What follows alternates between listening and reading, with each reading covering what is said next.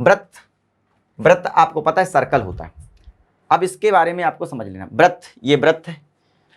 वृत्त के बारे में यदि मैं आपको कुछ डिटेल जानकारी दूं तो ये इसका एक सेंटर होता है। ये क्या होता है? सेंटर, जिसको अपन केंद्र बोलते हैं। क्लियर? ये बात आपको समझ में आ गई। दूसरा, ये जो पूरी लंबाई होती है, ये पाथ होता है, ये इसको बोलते हैं परिधि। क्या बोलते हैं दोस्तों? परिधि, यानी कि सर्क्यूम्फ्रेंस।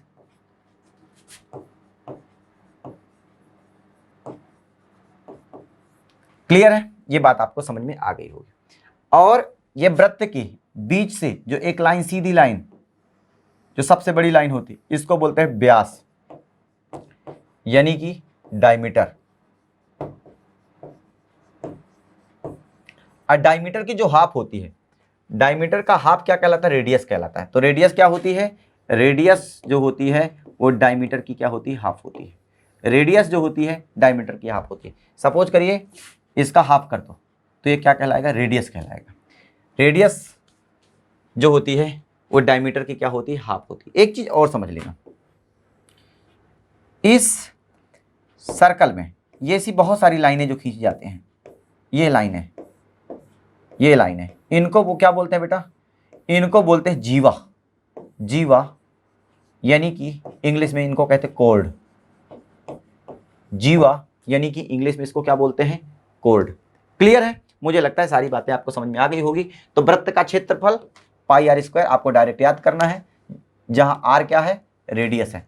वृत्त का परिमाप यानी कि ये रास्ते की लंबाई, लेंथ ऑफ पाथ, ये सर्कुलर पाथ, ये जो होता है वो कितना होता है? 2 पाई आर होता है। क्या होता है दोस्तों? 2 पाई आर होता है। क्लियर है? आई होप कि आपको बातें ये सारी समझ में आ रही होंगी। आगे मैं आपको देखो एक दो क्वेश्चन इसमें देता हूं। सपोज करिए यदि मैं पूछ लूं इसकी डायमीटर 10 है, इसकी डायमीटर कितनी है? डायमीटर 10 है। तो मैं पूछूं रेडियस कितनी है, तो आप कहोगे रेडियस क्या होता है सर? डायमीटर का हाफ, यानी 10 का हाफ करोगे तो कितना बचेगा? 2 पंचे 10, 5। तो रेडियस कितना होगा? 5 मीटर होगा। क्लियर है? ये पहला क्वेश्चन मैंने आपको बता दिया। दूसरा, मैंने कह दिया कि इसकी रेडियस 5 आ गई, इसकी रेडियस 5 आ गई, और मैं कहूं कि इसका परिमाप या सरकमफ्रेंस निकालिए। तो परिमाप या सरकमफ्रेंस क्या होता है? वृत्त का परिमाप क्या होगा? तो आप कहोगे, या इसी को परिधि बोलते हैं, हिंदी में क्या बोलते हैं? वृत्त की परिधि निकालो। तो परिधि का फार्मूला क्या होता है? तो परिधि का फार्मूला होता है 2 पाई आर। 2 पाई आर, तो 2 हो गया, पाई की जगह पाई रहने दो, और आर की वैल्यू कितनी है? आर की वैल्यू 5 है, तो 5 रखो, 5 रखो। तो 2 पंचे 10 पाई जो हुआ, ये क्या हो गया? इसकी परिधि यानी कि परिमाप, या इसी को सरकमफ्रेंस बोलो। क्लियर है? पाई 22/7 होता है, ये आपको याद रखना है। अब मैं कह दूं इसका एरिया निकालो, तो एरिया आप कहोगे सर पाई आर स्क्वायर होता है। क्या होता है? Pi r square. तो पाई की जगह तो पाई रखो, आर की वैल्यू कितनी है? तो मैं कहूंगा 5 है, तो 5 का स्क्वायर, पाई आर 5 का स्क्वायर। क्लियर है? तो 5 का स्क्वायर करेंगे तो कितना आएगा? 25, और ये पाई हो गया, तो 25 पाई क्या होगा? एरिया होगा। किसका एरिया? वृत्त का जो परिमाप, वृत्त का एरिया क्या होगा? 25 पाई हो जाएगा। क्लियर है? इतनी बातें आपको समझ में आ गई होंगी। आगे बढ़ जाए दोस्तों, बढ़ जाते हैं। अब त्रिज्याखंड इंग्लिश में बोलते हैं सेक्टर। त्रिज्याखंड इंग्लिश में बोलते हैं सेक्टर। देखिए त्रिज्याखंड को समझना है। मान लीजिए कि सर्कल के सेंटर से 2 रेडियस खींच दिया जाए, और बीच का कोण कितना हो जाए? मान लो थीटा हो गया, बीच का कोण थीटा। तो ये जो शेडेड रीजन आपको दिख रहा है, ये क्या कहलाता है? सेक्टर, यानी कि त्रिज्याखंड कहलाता है। देखो एक इधर कहलाया, और एक ऊपर है, एक ऊपर है, ऊपर ये वाला, ये वाला, ठीक है, 2 दिख रहे हैं। तो ये जो छोटा वाला है इसको माइनर सेक्टर बोलते हैं, यानी कि छोटा वाला जो ये वाला ये पार्ट है इसको माइनर सेक्टर बोलते हैं, यानी कि लघु त्रिज्याखंड बोलते हैं। और ये जो ऊपर ये बड़ा वाला है इसको बोलते हैं दीर्घ त्रिज्याखंड। क्लियर है? तो दोनों डायग्राम से समझ में आ रहा है, दोनों डायग्राम से आपको समझ में आ रहा है कि ये लघु त्रिज्याखंड है, ये लघु त्रिज्याखंड है, और ये जो ऊपर दिख रहा है ये क्या कहलाता है? दीर्घ त्रिज्याखंड कहलाता है, यानी कि मेजर सेक्टर कहलाता है। क्लियर है?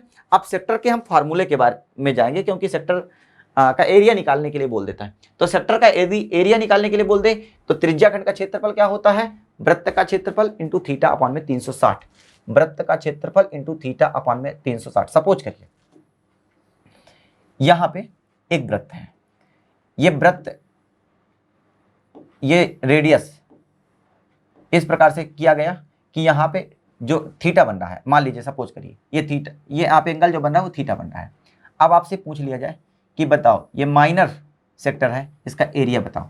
तो एरिया क्या होता है, एरिया जो होता है वो क्या होगा, एरिया जो होगा वो होगा वृत्त का क्षेत्रफल। अब वृत्त का क्षेत्रफल कितना होता है आपको पता है, pi r square into theta, ये थीटा है, अपॉन में क्या हो जाएगा 360।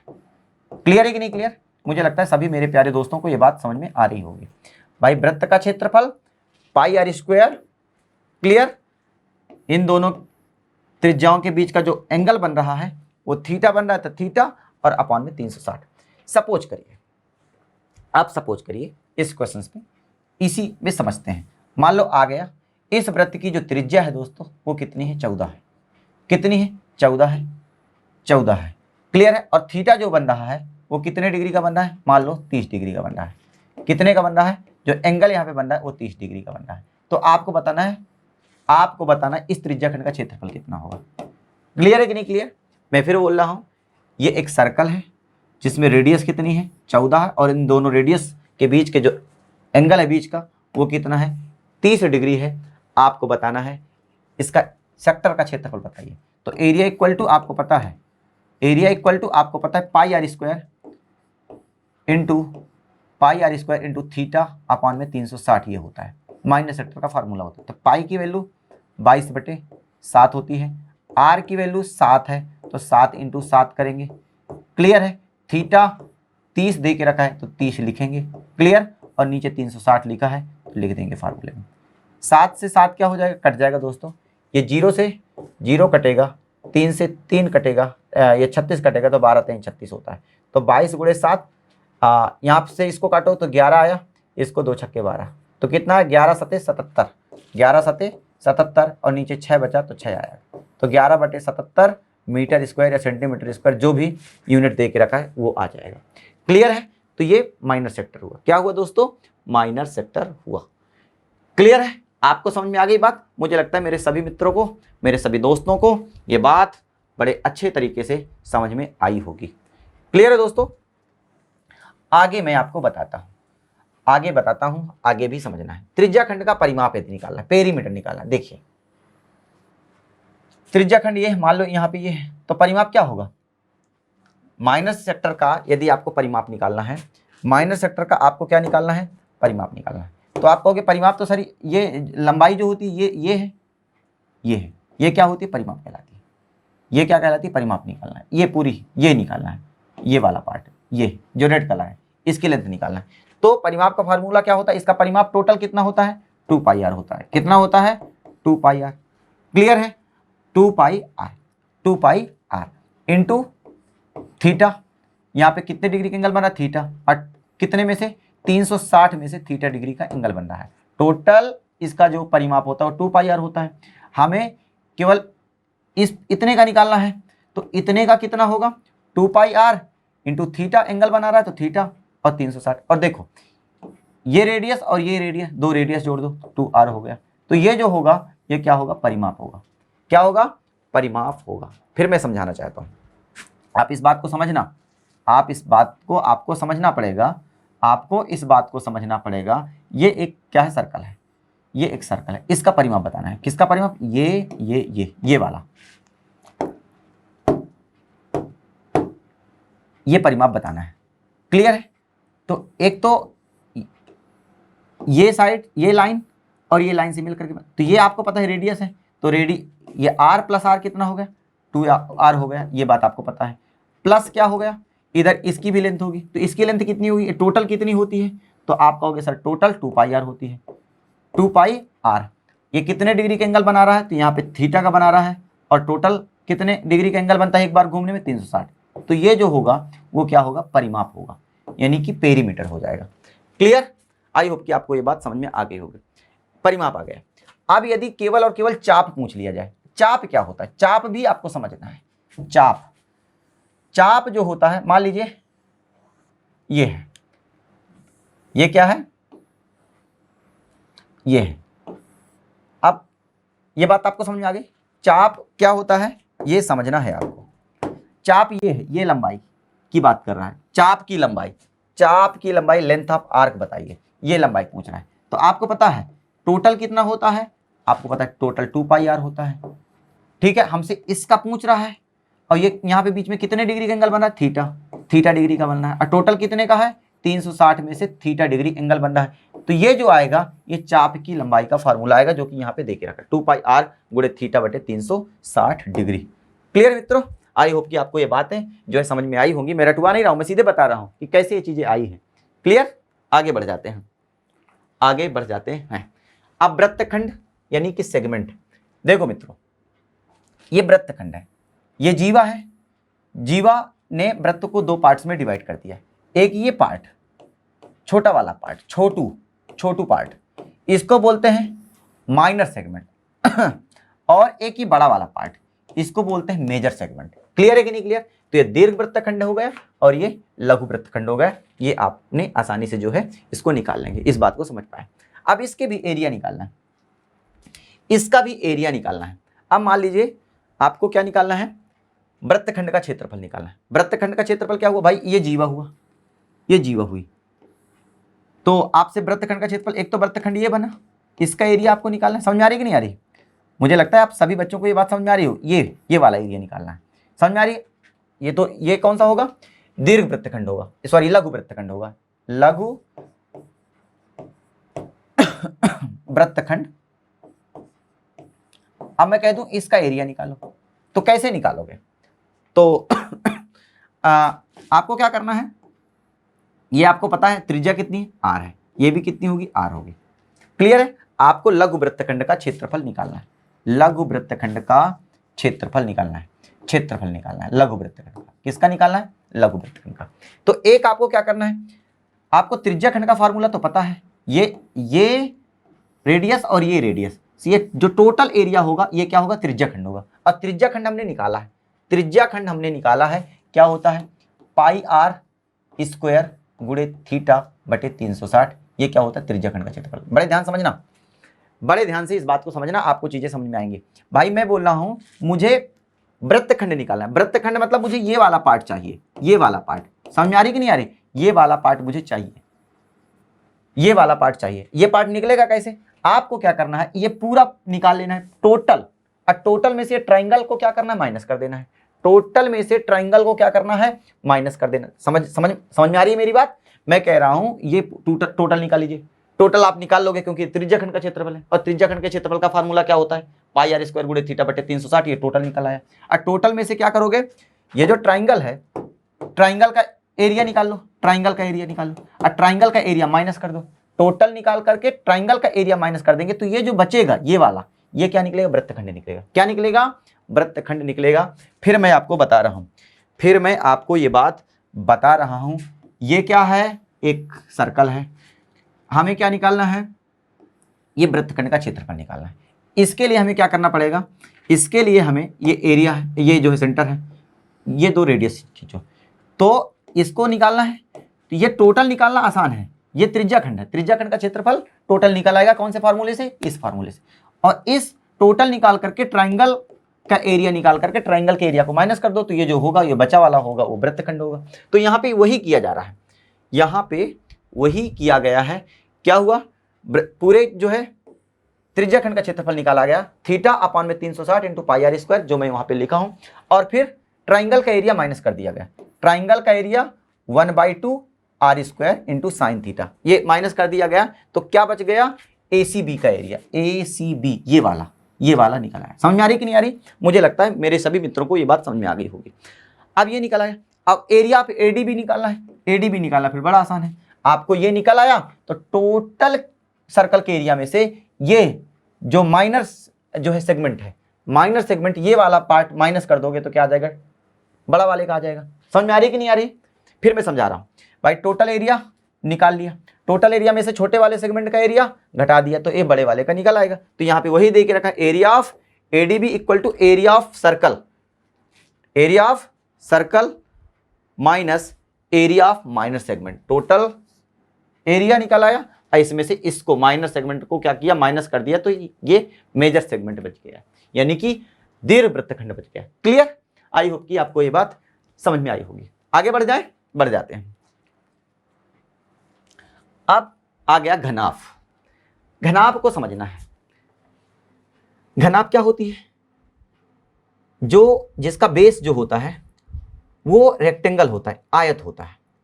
क्या होता है? बेस रेक्टेंगल होता है और वो उसी हाइट में ऊपर बढ़ा दिया जाता है। क्या कहलाता है? घनाभ कहलाता है। मतलब यदि मैं सिंपल भाषा में बात करूं, आप कमरा, आपका एक रूम होगा, मान लो रूम की लंबाई चौड़ाई ऊंचाई आपस में सब बराबर ना हो, अलग अलग हो। यदि रूम की लंबाई चौड़ाई ऊंचाई सब क्या है, अलग अलग है, वो घनाभ है। ईंट क्या है? ईंट जो है वो क्या है? घनाभ है। समझ में आ रही कि नहीं आ रही? ईंट क्या है? प्योर घनाभ है। तो ये सारे के सारे क्या है? घनाभ है। तो घनाभ की डेफिनेशन यदि देखें तो घनाभ में लंबाई और चौड़ाई के साथ साथ मोटाई या ऊंचाई भी होती है। A cuboid has length and width as well as thickness और हाइट। क्लियर? ये क्या है? घनाभ की डेफिनेशन है। यह आयताकार आधार पर बनी एक त्रिविमी यानी कि 3 डायमेंशनल क्या है? आकृति है, यानी कि फिगर है। क्लियर? तो घनाभ में क्या क्या होता है? लंबाई भी होती है, चौड़ाई भी होती है और ऊंचाई भी होती है। आपका रूम, अपने रूम को आप घनाभ कह सकते हैं। बस ये है कि सब लंबाई चौड़ाई ऊंचाई तीनों आपस में बराबर नहीं होना चाहिए। यदि बराबर है तो घनाभ नहीं हो, घन है। क्लियर? तो घनाभ में 2-3 चीजें हैं। रूम से आप समझोगे तो चीजों को बड़ी अच्छी तरीके से समझ पाओगे। रूम से आप समझोगे तो बड़े अच्छे तरीके से समझ सकते हो। घनाभ की लंबाई मान लो L लेंथ है, चौड़ाई B यानी कि ब्रीथ है, ऊंचाई H यानी कि हाइट है। तो आयतन क्या होता है? लंबाई, चौड़ाई और ऊंचाई का जो गुणनफल होता है वही उसका क्या कहलाता है? आयतन कहलाता है। क्या कहलाता है? आयतन कहलाता है। कुल पृष्ठीय क्षेत्रफल, कुल पृष्ठीय क्षेत्रफल की बात करूं, इसके पहले कुल पृष्ठीय क्षेत्रफल के पहले पृष्ठीय क्षेत्रफल। घनाभ में टोटल कितनी दीवारें होती, रूम में कितनी दीवारें होती हैं? तो आप कहोगे सर रूम में टोटल 4 दीवारें होती हैं। कितनी दीवारें होती हैं? तो 4 दीवारें होती हैं, तो उसको पृष्ठीय क्षेत्रफल बोलते हैं। या कभी कभी एग्जाम में चारों दीवारों का क्षेत्रफल आ जाता है। तो मान लीजिए मैं इसको आप इसको समझो आप इसको इस प्रकार से समझे, पृष्ठीय क्षेत्रफल या चारों दीवारों का क्षेत्रफल, चारों दीवारों का क्षेत्रफल। जब पृष्ठीय क्षेत्रफल की बात करें तो आप समझ जाना कि चारों दीवारों के क्षेत्रफल की बात कर रहा है। तो इसका जो फॉर्मूला होता है वो 2 × L + B × क्या होता है? H होता है। दोस्तों समझ में आ रही कि नहीं आ रही? चारों दीवारों का क्षेत्रफल 2 × L + B × H होता है। अब यदि कुल पृष्ठीय क्षेत्रफल पूछ ले तो 4 दीवारों का तो होता ही होता है, साथ में क्या है? छत है और एक फर्श है, तो और जुड़ गया। तो जो फार्मूला बनता है टोटल कुल पृष्ठीय क्षेत्रफल यानी कि total surface area 2 × LB + BH + LH होता है। क्लियर? ये कुल पृष्ठीय क्षेत्रफल होता है घनाभ का। और इसका डायगोनल यदि घनाभ में आपके कमरे में सबसे लंबे बांस की लंबाई पूछ ले कि कितना मीटर लंबा या कितना मीटर लंबा बांस, सबसे बड़ा से बड़ा बांस कितने मीटर का रखा जा सकता है, तो समझ रहे हैं कि नहीं समझ रहे हैं? तो वो क्या कहलाता है? उसका डायगोनल कहलाता है। तो डायगोनल जो होता है घनाभ का वो √L² + B² + H²। अब आपसे पूछ सकता है कि घनाभ एक दिया गया है, घनाभ की लंबाई, चौड़ाई और ऊंचाई दी हुई है। लंबाई L है, चौड़ाई B है और ऊंचाई H है। उसमें सबसे लंबा बांस कितने मीटर का रखा जा सकता है? तो आपको डायगोनल निकालना है। डायगोनल यानी कि √L² + B² + H²। Clear? I hope कि आपको यह बात समझ में आ गई होगी। बढ़ जाए आगे। घनाभ के बाद आएगा घनाभ जैसे ही घन है, बस फर्क इतना है कि घन की सभी साइड्स बराबर होती हैं, यानी कि लंबाई, चौड़ाई, ऊंचाई तीनों आपस में क्या होती हैं? बराबर होती हैं। उसको बोलते हैं घन। क्लियर है? आई होप कि आपको बात समझ में आ गई हो। तो घनाभ का आयतन क्या निकाला था हमने? आयतन निकाला था, घनाभ का जो आयतन निकाला था वो L × B × H हमने पढ़ा था।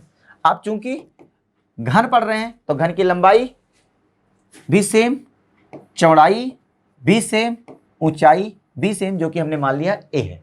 तो इसका आयतन की मैं बात करूंगा तो आयतन हो गया A3। क्लियर ना भाई? घनाभ का आयतन क्या होता था? L × B × H। उसकी सभी साइड्स आपस में बराबर नहीं होती थी, अलग अलग होती थी। इसमें सभी साइड्स लंबाई चौड़ाई ऊंचाई सब आपस में बराबर है, और जिसको मैंने नाम क्या दे दिया, ए, तो ए इंटू ए, यानी कि ए क्यूब जो होगा वो घन का आयतन होगा, जो कि यहाँ पे क्या है, दिया है। क्लियर है? ये हो गया घन का पार्श्व पृष्ठ। पार्श्व पृष्ठ मतलब चारों दीवारों का क्षेत्रफल। पार्श्व पृष्ठ मतलब चारों दीवारों का क्षेत्रफल। तो घन जिसकी लंबाई चौड़ाई ऊंचाई बराबर है, तो बताओ घन में कितनी दीवारें होती हैं? तो आपका जवाब होगा भाई रूम में 4 दीवारें ही होती हैं। तो 4 दीवारें, पहले दीवार का क्षेत्रफल, पहली दीवार कैसी होगी? आपका जवाब होगा स्क्वायर टाइप में होगी। तो पहली दीवार का क्षेत्रफल जो होगा वो स्क्वायर, जैसे मान लीजिए दीवार कैसी होती है, दीवार स्क्वायर शेप में ही तो होती है, सभी लंबाई चौड़ाई ऊंचाई आपस में बराबर होता है। तो एक दीवार का क्षेत्रफल यदि निकालेंगे तो ए स्क्वायर होगा, दूसरे दीवार का क्षेत्रफल ए स्क्वायर, तीसरे दीवार का क्षेत्रफल ए स्क्वायर, चौथे दीवार का क्षेत्रफल ए स्क्वायर। तो टोटल कितने स्क्वायर हुए? 4 ए स्क्वायर हुए। भाई घन में टोटल 4 दीवारें होती है। घन में टोटल कितनी दीवारें होती हैं? 4 दीवारें होती हैं। तो एक दीवार का क्षेत्रफल ए स्क्वायर, दूसरी दीवार का क्षेत्रफल ए स्क्वायर, तीसरी दीवार का क्षेत्रफल ए स्क्वायर, चौथी दीवार का क्षेत्रफल ए स्क्वायर, इस प्रकार से 4 ए स्क्वायर होगी। अब यदि मैं घन का संपूर्ण पृष्ठीय क्षेत्रफल यानी कि total surface area of cube की बात करूं, तो भाई 4 दीवारें होती हैं और एक छत और फर्श, टोटल कितने हो गए? 6, और एक का क्षेत्रफल कितना होता है? ए स्क्वायर। तो टोटल 6 हैं, तो इसलिए क्या आ गया? 6 ए स्क्वायर आ गया। क्लियर है दोस्तों? तो ये बात आपको समझ में आ गया कि घन का आयतन ए क्यूब, घन का पार्श्व पृष्ठीय क्षेत्रफल यानी चारों दीवारों का क्षेत्रफल 4 ए स्क्वायर, घन का संपूर्ण पृष्ठीय क्षेत्रफल 6 ए स्क्वायर ये होता है। क्लियर? घन एक ऐसा घनाभ है जिसकी लंबाई चौड़ाई तथा ऊंचाई सभी बराबर होती है। क्लियर है? आगे बढ़ जाते हैं। अब दोस्त आ गया इसमें गोला। गोला यानी स्फीयर, बॉल, फुटबॉल, वॉलीबॉल, ये सब क्या है? गोले हैं। और गोला, एक गोला जो फेंकना होता है, गोला फेंक, एक प्रतियोगिता होती है, वो भी गोला हुआ। क्लियर है? तो ये सारे गोले के क्या है? एग्जाम्पल है। तो गोले का यदि मैं आयतन की बात करूं, सीधे आपको रखना है दोस्त 4/3 पाई आर क्यूब। गोले का जो आयतन होता है वो 4/3 पाई आर क्यूब होता है। और गोले का वक्र पृष्ठ क्या होता है? वो जो आउटर लेयर होती है गोले की, जैसे एक बॉल है, बॉल का जो प्लास्टिक ऊपर जो लगा होता है वो क्या कहलाता है? वक्र पृष्ठ कहलाता है। क्लियर है ना? बॉल समझ रहे हैं ना? बॉल का जो आउटर लेयर होता है वो क्या कहलाता है? वक्र पृष्ठ कहलाता है, वही वक्र पृष्ठ कहलाता है। तो वक्र पृष्ठ कितना होता है गोले का? 4 पाई आर स्क्वायर होता है। ये बात आपको समझ में आ गई। गोला में सिर्फ इतना ही समझना है। क्लियर? आगे बढ़ जाते हैं। ये गोला नहीं है, ये दोस्त गोला नहीं है, ये जो है ये सेमी सर्कल लग रहा है इस प्रकार से, ये गोला है। क्लियर है कि नहीं क्लियर? ये आधा गोला होगा, अर्ध गोला होगा। तो भाई पूरे गोले का जो आयतन होता था वो क्या बताया है? 4/3 पाई आर क्यूब, यही अभी बताया ना। तो आधे गोले का 2 से डिवाइड करना पड़ेगा, तो 2 से डिवाइड कर दो, तो 2 से काटेंगे तो 2 दूनी 4, यानी कि 2/3 पाई आर क्यूब आ गया। समझना ध्यान से। फिर मैं एक बार वहीं जाता हूं। भाई पूरे गोले का आयतन कितना होता है? ये देख रखे 4/3 पाई आर क्यूब। अब यदि गोले का आयतन इतना है, अर्ध गोला पूछ लिया जाए, तो भाई आधे तो करना पड़ेगा, 4/3 पाई आर क्यूब। अब आधा करने के लिए कितने से डिवाइड करना पड़ेगा? 2 से, तो 2 दूनी 4, तो यानी क्या बचा? 2/3 pi r cube. Clear? I hope कि आपको ये बात समझ में आ गई होगी। अब हम यहाँ पे समझेंगे। तो अर्धगोले का आयतन समझ में आ गया, 2/3 पाई आर क्यूब होता है। क्लियर? इतनी बात आपको समझ में आ गई होगी। अब अर्धगोले का वक्र पृष्ठ अभी हम पढ़े हैं। ये टोटल गोला होता था, और पूरे गोले का वक्र पृष्ठ कितना होता था? तो पूरे गोले का जो वक्र पृष्ठ होता था दोस्त, वो कितना होता था? 4 पाई आर स्क्वायर। क्लियर है ना?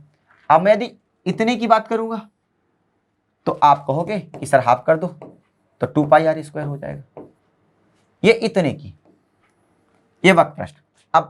अब पृष्ठीय क्षेत्रफल निकालना है तो कुल मिलाकर के एक ये तो होता ही होता है, साथ में ये भी एरिया, और ये सर्कल होता है। ये क्या होता है? सर्कल होता है। ये क्या होता है दोस्तों? सर्कल होता है। क्लियर? सर्कल होता है। तो सर्कल का एरिया क्या होता है? Pi r square. भाई गेंद को काटोगे, आप बड़े ध्यान समझो, एक तो गेंद है, एक बॉल है छोटा सा, बॉल को काटोगे तो बॉल का हाफ पार्ट हो जाएगा। तो हाफ पार्ट जो ऊपर ऊपर का होगा वो क्या कहलाएगा, 2 पाई आर स्क्वायर होगा। और वो जो किनारे से कटा है, किनारा है, वो सर्कल बना, और सर्कल कितना होता है, सर्कल का एरिया जो होता है पाई आर स्क्वायर होता है। तो आप इसको जोड़ोगे तो 3 पाई आर स्क्वायर होगा। क्लियर है? तो यहाँ पे 2-3 बातें समझ में आई। अर्धगोले का आयतन 4/3 पाई आर क्यूब, अर्धगोले का वक्रपृष्ठ 2 पाई आर स्क्वायर होता है, 2 पाई आर स्क्वायर। इनको थोड़ा समझना मुश्किल होता है, कारण यह है कि जब सीधे फिगर होता है हमारे पास तो हम उन चीज़ों को समझाते हैं तो आपको बड़े आसानी से चीज़ें समझ में आती है। आपको मैं थोड़ा समझाने की कोशिश करता हूँ। देखिए, यदि वक्रपृष्ठ की बात करें, वक्रपृष्ठ की बात करें, वक्रपृष्ठ की बात करें तो वक्रपृष्ठ ये कहलाता है।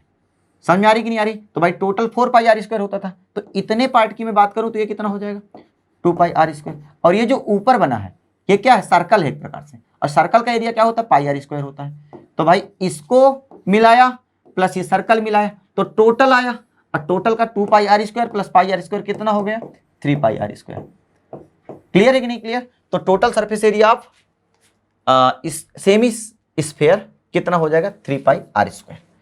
क्लियर? आई होप कि आपको ये बात समझ में आ गई होगी। अब बेलन है, बेलन यानी कि सिलेंडर, सिलेंडर, सिलेंडर को समझना, सिलेंडर को अपने को क्या करना है, समझना है। सिलेंडर में, सिलेंडर का भी पहली बात तो आपको इसका आयतन निकालना है। क्या निकालना है, आयतन। तो इसका जो आयतन का फॉर्मूला होता है वो पाई आर स्क्वायर एच होता है, पाई आर स्क्वायर एच होता है। क्या होता है, पाई आर स्क्वायर एच, ये आयतन है। क्लियर? आयतन का जो फॉर्मूला होता है पाई आर स्क्वायर एच होता है। अब यदि मैं इसके कर्व्ड एरिया की बात करूं, कर्व्ड एरिया मतलब ये वाला पार्ट, ये वाला पार्ट, ये वाला पार्ट निकालना है, ये वाला पार्ट, ठीक है। तो इसका जो एरिया होता है ये कितना होता है, 2 पाई आर एच होता है। कर्व्ड एरिया जो होता है वो 2 पाई आर एच होता है, कर्व्ड एरिया जो होता है वो 2 पाई आर एच होता है। अब कैसे होता है ये बात समझो, देखो समझना बात को। ये जो सिलेंडर है, यदि मैं ये बेस की बात करूंगा तो बेस क्या है, ये है, और ये सर्कल है, ये सर्कल है, क्या है, सर्कल है। तो इसका मैं परिधि की, सर्कल के परिधि की बात करूंगा तो सर्कल का परिधि कितना होता है, 2 पाई आर होता है, 2 पाई आर होता है। और ये कहां तक जाता है, सीधे यहां तक जाता है, तो एच का मल्टीप्लाई करना पड़ेगा। तो 2 पाई आर एच जो होता है वो क्या होता है, वक्रपृष्ठ होता है। क्या होता है, वक्रपृष्ठ, बेलन का वक्रपृष्ठ 2 पाई आर एच होता है। आगे यदि बेलन का कुल पृष्ठीय क्षेत्रफल, तो भाई 2 पाई आर एच तो होता ही होता है, 2 पाई आर एच तो होता ही होता है, और साथ में क्या होता है, 2 pi r into r plus h होता है, जो कि यहाँ पे दे के रखा है, जो कि यहाँ पे दे के रखा है। क्लियर है? तो ये आपको 2-3 बातें पता चल गई। बेलन वृत्ताकार आधार पर बनी एक त्रिविमीय आकृति है जिसमें 2 समांतर आधार होते हैं, एक और दूसरा, ठीक है। बेलन का वक्रपृष्ठ 2 पाई आर एच होता है, बेलन का कुल पृष्ठीय क्षेत्रफल 2 pi r into r plus h होता है, और बेलन का जो आयतन होगा वो क्या होगा, पाई आर स्क्वायर एच होता है। क्लियर है? आई होप कि आपको ये बात समझ में आ गई होगी। अब ये कोण है, कोण सब जानते हैं, ये कोण है, ये कोण का क्या है, बेस है। ये कोण की जो है ये स्लैंट हाइट है, तिर्यक ऊंचाई, तिर्यक ऊंचाई,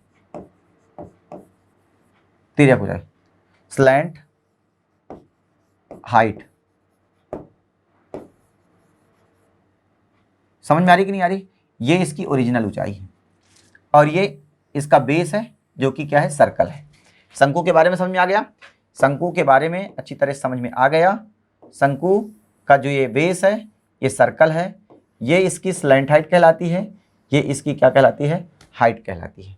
क्लियर है? तो यदि मैं इसके वक्रपृष्ठ की बात करूं, इसकी ये वाले पार्ट की, तो ये होता है पाई आर एल वक्रपृष्ठ। क्लियर? अब यदि मैं टोटल वक्रपृष्ठ की बात करूं, कुल वक्रपृष्ठ यानी कि टोटल सरफेस एरिया बात करूं, तो एक तो ये हो गया और दूसरा ये सर्कल जो होता है, तो पाई आर एल प्लस बेस में क्या है, पाई आर स्क्वायर। तो पाई है, आर आर ले लो कॉमन, तो यहां पे क्या बचेगा, यहां पे बचेगा आर और यहां पे बचेगा एल। क्लियर है कि नहीं क्लियर? क्लियर है। फिर समझना बात को भाई, इसका यदि टोटल सरफेस एरिया निकालना तो एक तो ये बेस है, तो बेस का एरिया क्या होता है, सर्कल है, और सर्कल का एरिया पाई आर स्क्वायर होता है, और एक ये हो गया, और इसका क्या होता है, पाई आर एल होता है। क्लियर है कि नहीं क्लियर? तो पाई पाई दोनों जगह से ले लो कॉमन, साथ में आर है यहाँ पे भी, आर यहाँ पे भी, तो आर भी कॉमन ले लो। तो यहाँ पे 2 आर है तो एक आर बचेगा और यहाँ पे पाई आर पूरा का पूरा चला गया, बचा क्या, सिर्फ एल बचा। तो इसका संपूर्ण पृष्ठीय क्षेत्रफल क्या होता है, pi r l plus pi r square. यदि आप इसको सॉल्व करेंगे आगे तो पाई आर कॉमन आ जाएगा, आर प्लस एल बचेगा। क्लियर?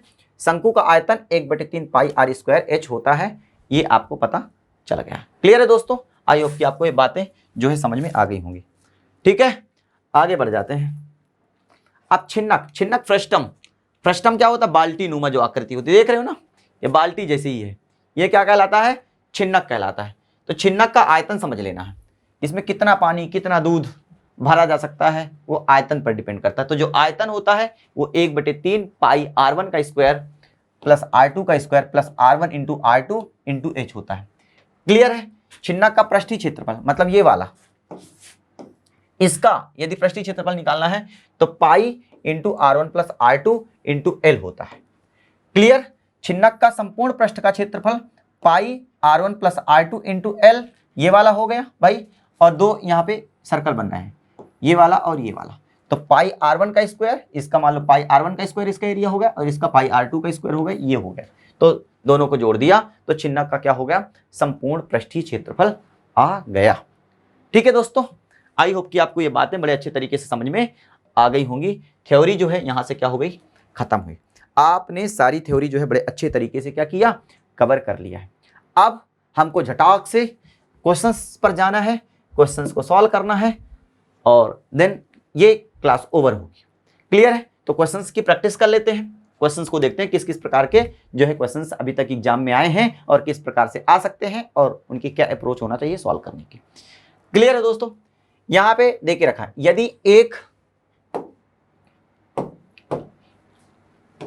यदि एक समभुज त्रिकोण की उच्चता 12 सेंटीमीटर है उसका क्षेत्रफल होगा।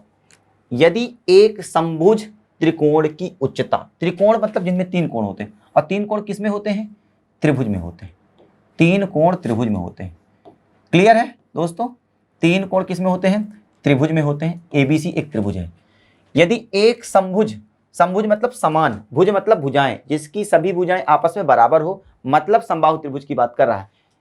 समबाहु त्रिभुज की भुजा, समबाहु त्रिभुज की उच्चता यानी कि ऊंचाई कितनी है, 12 सेंटीमीटर है। समबाहु त्रिभुज की ऊंचाई जो है दोस्तों वो कितनी है, 12, ऊंचाई जो है वो कितनी है, 12 सेंटीमीटर है।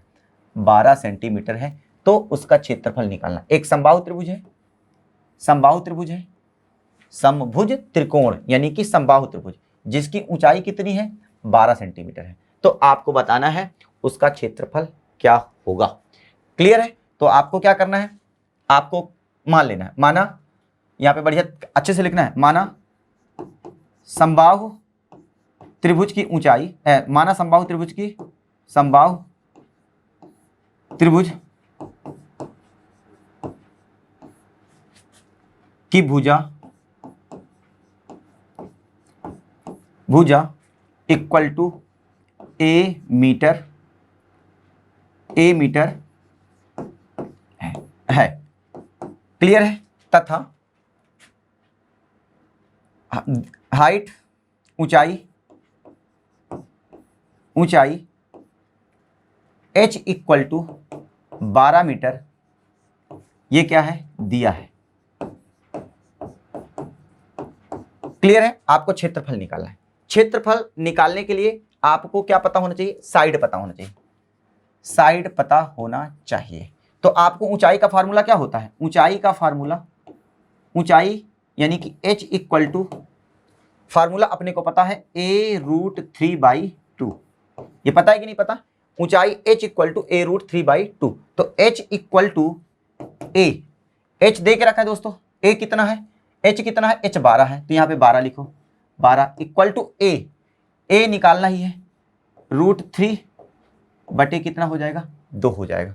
क्लियर है? जगह यहाँ पे नहीं है, इसको एज इट इज मैं यहाँ पे लिखता हूं।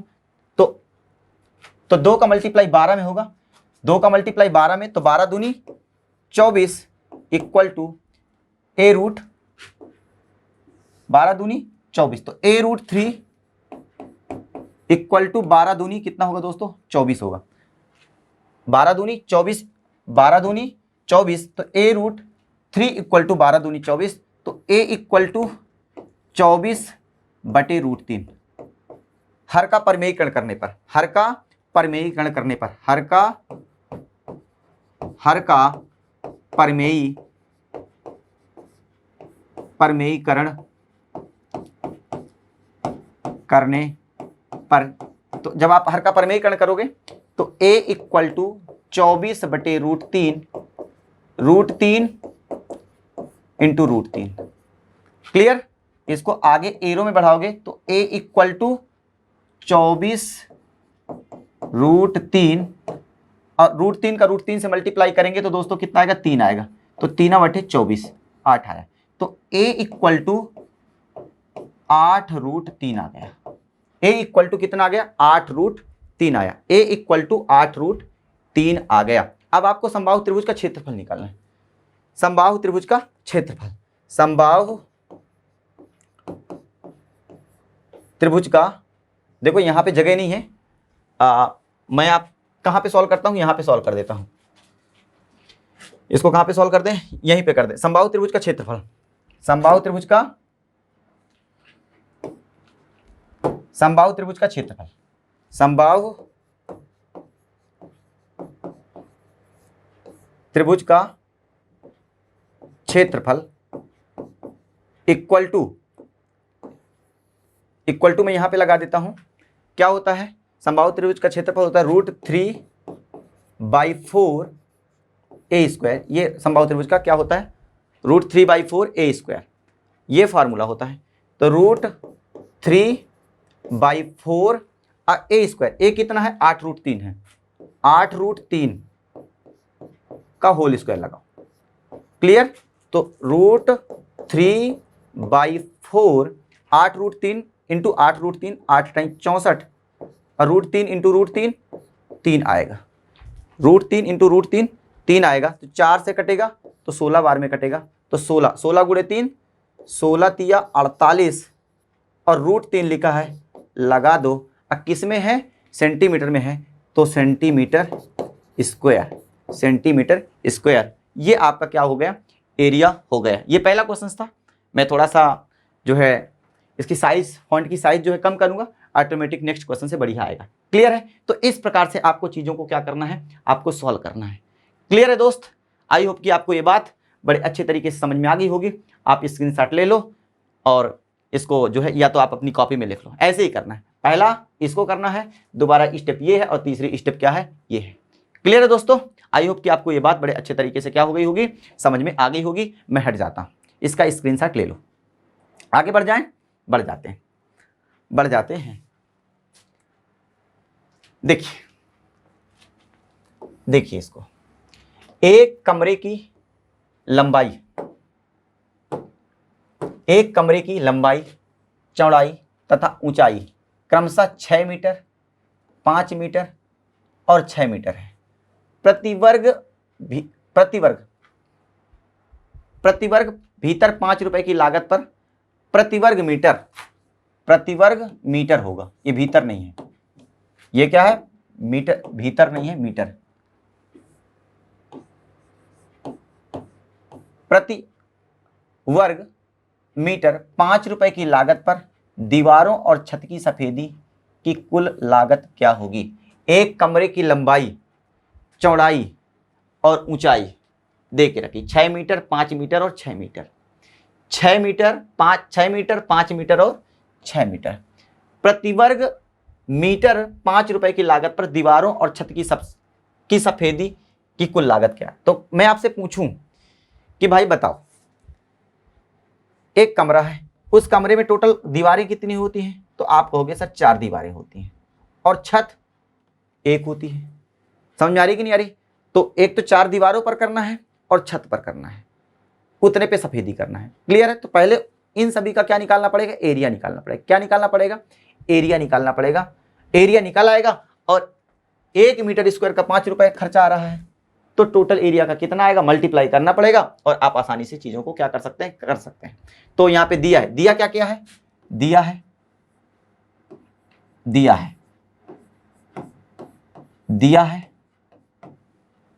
कमरे की लंबाई, कमरे की लंबाई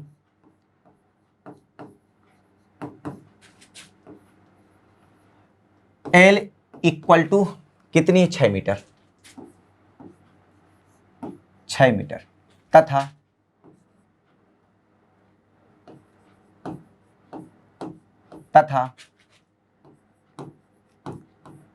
चौड़ाई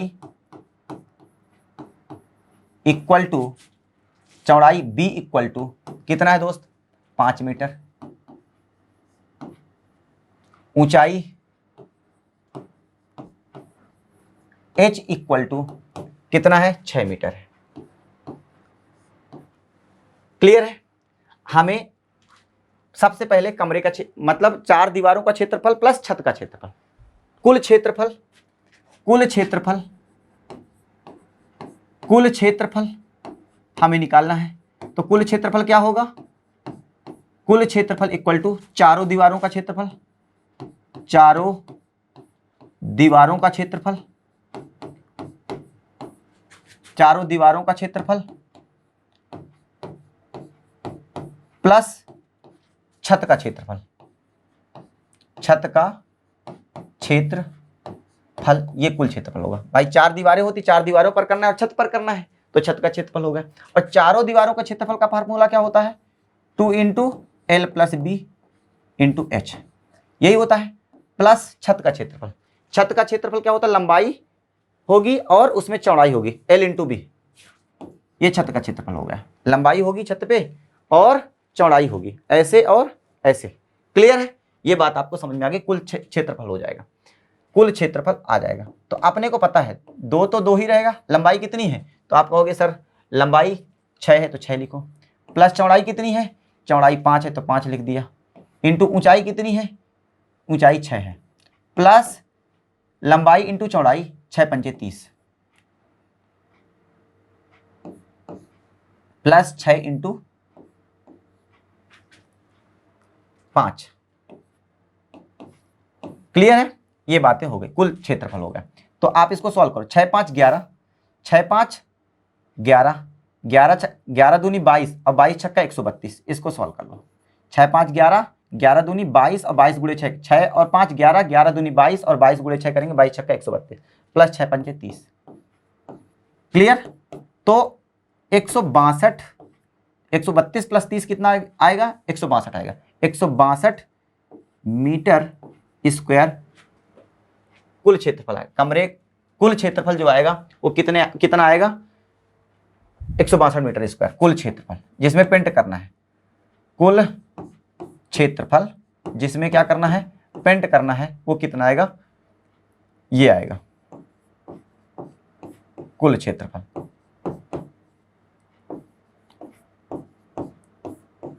बात समझ आ रही कि नहीं आ रही, 162 मीटर स्क्वायर। अब चूंकि 1 मीटर स्क्वायर की लागत कितनी है, 5 रुपए प्रति मीटर है। 1 मीटर स्क्वायर की लागत पेंट करने में हुई लागत, तो आपको 1 मीटर स्क्वायर में की जो लागत आ रही है वो कितनी आ रही है, 5 रुपए आ रही है। तो 5 रुपए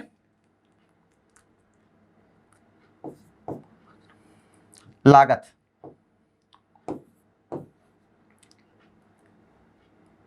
1 मीटर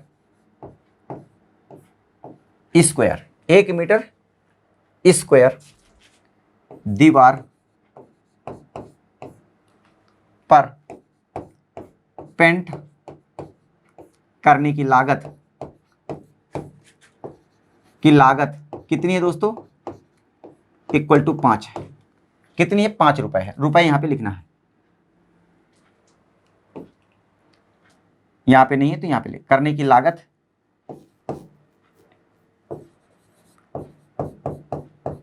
इक्वल टू 5 रुपए है। तो आपको कुल लागत निकालना है, कुल लागत तो 162 इंटू 5, तो टोटल मल्टीप्लाई कर लो, 5 दूनी 10, 5 चका 30 और 1 31 और 5 एक कम 5 और 3 8, 810 रुपए जो होगी पेंट करने की कुल लागत होगी। कुल लागत जो होगी वो कितनी होगी? 810 रुपए होगी। क्लियर है? आई होप कि आपको ये बात बड़े अच्छे तरीके से क्या आ गई होगी, समझ में आ गई होगी। ठीक है, आगे बढ़ जाएं दोस्तों, बढ़ जाते हैं। आप इसकी स्क्रीनशॉट ले लीजिए, लिख लीजिए। क्लियर? आगे बढ़ जाते हैं। आगे है, एक आयत की भुजाएं क्रमशः 4 मीटर एवं 6 मीटर है। आयत का परिमाप क्या होगा? आयत की लंबाई दिया है, आयत की लंबाई L इक्वल टू कितना? 4 मीटर, 4 मीटर, तथा चौड़ाई कितनी है? B इक्वल टू कितनी? चौड़ाई कितनी है? 6 मीटर। आयत का परिमाप निकालना है, आयत का परिमाप निकालना है। तो आयत का परिमाप का फार्मूला क्या होता है? आयत का परिमाप क्या होता है? परिमाप होता है 2 इंटू एल प्लस बी, यानी कि 2 इंटू लंबाई प्लस चौड़ाई, यही होता है। तो 2 ही रहेगा। एल की वैल्यू कितनी है दोस्त? 4 है, तो 4 लिखो, और ब्रीथ कितनी है? 6 है, तो 6 लिखो। क्लियर है? इसको सॉल्व करो तो 2, 6 और 4 कितना होता है? 10 होता है। तो 10 दूनी 20 मीटर, 10 दूनी 20 मीटर। क्लियर है? इसको भी आप मीटर ऐसे लिख दो हिंदी में, इसको भी मीटर कर दीजिए, 20 मीटर। तो आयत का जो परिमाप होगा वो कितना आ गया? 20 मीटर। क्लियर है? आई होप कि आपको ये बात समझ में आई होगी। क्लियर है दोस्तों? आगे बढ़ जाते हैं। ठीक, आगे बढ़ जाते हैं। आगे एक 10 मीटर लंबे और 8 मीटर चौड़े आयताकार पार्क में दोनों लंबाइयों के बिंदु और दोनों चौड़ाइयों के मध्य बिंदु को मिलाने के लिए 2 परस्पर लंबवत रास्ते पर 100 रुपए प्रति वर्ग मीटर की दर से टाइल्स लगाने का खर्चा क्या होगा? इंग्लिश में यदि पढ़ेंगे, what will be cost of laying tiles at the rate of Rs 100 per square meter on 2 mutually perpendicular path joining the midpoints of the both length and midpoints of the both width in a rectangular park 10 metre long and 8 metre wide। यहाँ पे एक मुझे देखो, एक 10 metre लंबे और 8 metre चौड़े आयताकार पार्क में दोनों लंबाई के मध्य बिंदु और दोनों चौड़ाई के मध्य बिंदु को मिलाने के लिए 2 परस्पर लंबवत रास्ते पर 100 रुपए प्रति वर्ग मीटर की दर से टाइल्स लगाने का खर्चा क्या होगा? यहाँ पे एक चीज भूल गई, रास्ते की जो चौड़ाई है, रास्ता कितना चौड़ा बनाना है? 1 मीटर स्क्वायर। रास्ता जो बनाना है 1 मीटर चौड़ा बनाना है। देखो फिर समझना, एक 10 मीटर लंबे और 8 मीटर चौड़े आयताकार पार्क दोनों लंबाई के मध्य बिंदु और दोनों चौड़ाई के मध्य बिंदु को मिलाने के लिए 2 परस्पर लंबवत रास्ते बनाना है। समझना, मैं एक डायग्राम बना रहा हूं, डायग्राम से चीजों को समझना है। सपोज करिए ये आयताकार पार्क है, आयताकार पार्क है, इसमें क्या बनाना है? रास्ता बनाना है। ऐसे आयताकार पार्क है, आयताकार पार्क में क्या बनाना है? रास्ता बनाना है। रास्ता, एक रास्ता लंबाई के अनुदिश बनाना है और दूसरा रास्ता चौड़ाई के अनुदिश बनाना है। ये रास्ता बन गया। और ये रास्ते की चौड़ाई जो है दोस्तों वो 1 मीटर है। रास्ते की जो चौड़ाई है वो कितनी है? 1 मीटर। यहाँ पे मिस हो गया वो डाटा, वो लिखा नहीं है। रास्ते की चौड़ाई कितनी है? 1 मीटर। ये लिख लेना, रास्ते की चौड़ाई कितनी है? 1 मीटर है। ये टोटल रास्ता बनकर के तैयार हो गया। इस रास्ते पे क्या चिपकाना है? टाइल्स चिपकाना है। इस रास्ते में क्या चिपकाना है? टाइल्स चिपकाना है। और जो टाइल्स की कीमत है 100 रुपए प्रति वर्ग मीटर की दर से टाइल्स लगाना है। समझ में आ रही कि नहीं आ रही? 100 रुपए प्रति वर्ग मीटर की दर से जो रेट है टाइल्स लगाने का, वो 1 मीटर स्क्वायर में कितना खर्चा आता है? 100 रुपए आता है। 1 मीटर स्क्वायर में जो खर्चा आता है टाइल्स लगाने का वो कितना आता है? 100 रुपए आता है। तो बताना है कि इस पूरे रास्ते में कितना खर्चा आएगा। क्लियर है? आई होप कि आपको ये बात समझ आ रही है। फिर मैं बता रहा हूं, एक रेक्टेंगुलर आयताकार पार्क है, एक आयताकार क्या है? पार्क है। इस प्रकार से इसमें 1 मीटर चौड़ी क्या बनाना है, रास्ता बनाना है, रोड बनाना है। ठीक है, 1 मीटर चौड़ी क्या बनाना है, रोड बनाना है, इस प्रकार से, जिस प्रकार से डायग्राम में दिख रहा है। ठीक है, और इस पर क्या चिपकाना है, टाइल्स चिपकाना है। और एक टाइल्स लगाने की जो कीमत आ रही है, 1 मीटर स्क्वायर टाइल्स यदि लगाई जा रही है तो 100 रुपए खर्चा आ रहा है। तो आपको बताना है टोटल खर्चा कितना आएगा, टोटल खर्चा कितना आएगा। तो जो दिया है पहले लिख दो, दिया है, दिया है, क्या दिया है, आयताकार पार्क की लंबाई, आयताकार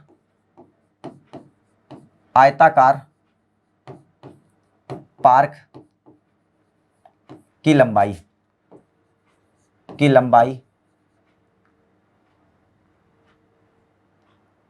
आयताकार पार्क की लंबाई L इक्वल टू कितना दे के रखा दोस्त, 10 मीटर। क्लियर। तथा चौड़ाई आयताकार पार्क की चौड़ाई तथा चौड़ाई B इक्वल टू कितना दे के रखा है, 8 मीटर दे के रखा है, 8 मीटर दे के रखा है। ये बात आपको समझ में आ गई, इतनी बात आपको समझ में आ गई। अब हमें क्या निकालना है, रोड का क्षेत्रफल निकालना है। तो रोड का क्षेत्रफल आप देखोगे तो रोड, एक तो रोड ये बन रही है, ये रोड बन रही, तो इसकी यदि मैं लंबाई की बात करूं तो ये कितनी है, जितना आयताकार पार्क की लंबाई होगी तो 10 मीटर है, तो 10, तो ये लंबी रोड, ये 10 मीटर हो। तो आपको क्या निकालना है, रोड का क्षेत्रफल निकालना है, रोड का क्षेत्रफल, या रास्ते का क्षेत्रफल यहां पे लिखा है, रास्ते का क्षेत्रफल, रास्ता लिखा है, रास्ता लिखा है तो रास्ता लिख दीजिए। ठीक है, रास्ते का क्षेत्रफल, रास्ते का क्षेत्रफल, रास्ते का क्षेत्रफल निकालोगे तो देखो ये वाला लंबाई के अनुदिश, रास्ते का क्षेत्रफल लंबाई के अनुदिश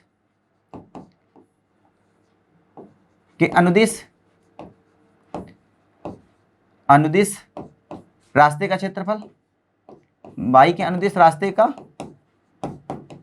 क्षेत्रफल प्लस चौड़ाई के अनुदिश रास्ते का क्षेत्रफल, चौड़ाई के अनुदिश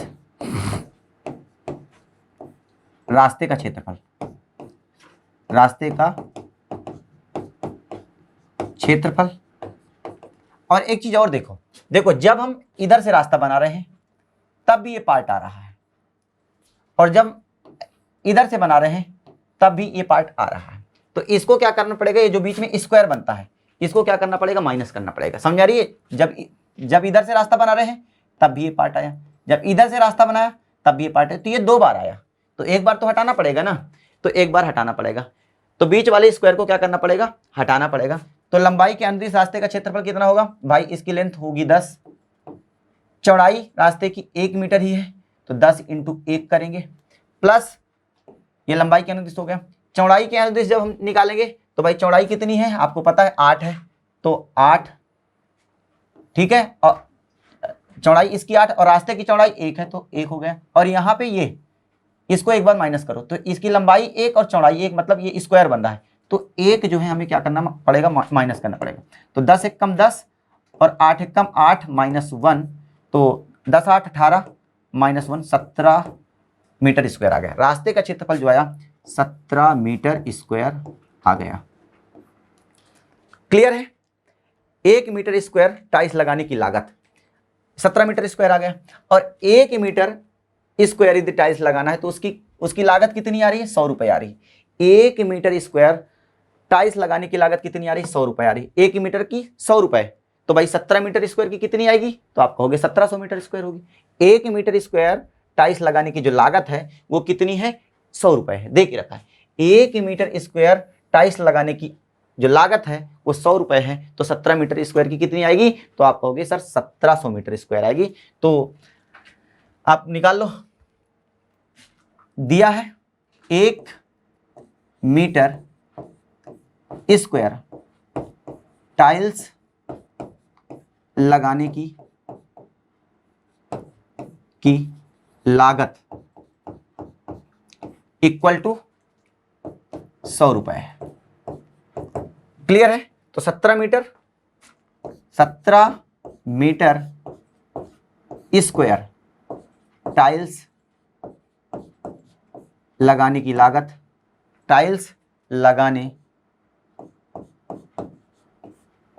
की लागत इक्वल टू क्या आएगा, 17 गुणे 100 इक्वल टू 1700 रुपए। यही आंसर होगा। क्लियर है? तो इसका करेक्ट आंसर जो दोस्तों आया है वो 1700 रुपए आएगा।